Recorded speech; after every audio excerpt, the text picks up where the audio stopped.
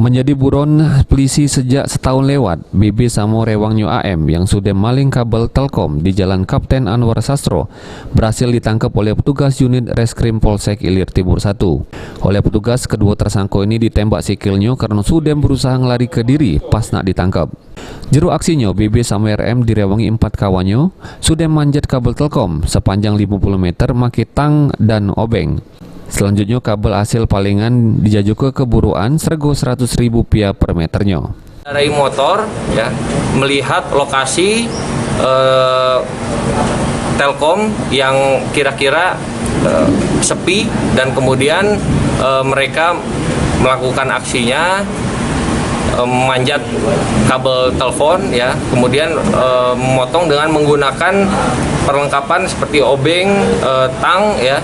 Kemudian mereka jual dengan harga 1 meternya 100 ya. Kurang lebih 100. Menurut pengakuan salah siko tersangka, kalau dia sama komplotannya sudah 3 kali maling kabel Telkom di lokasi yang sama. Kabel yang sudah dipaling dijajok ke tukang buruan. 6.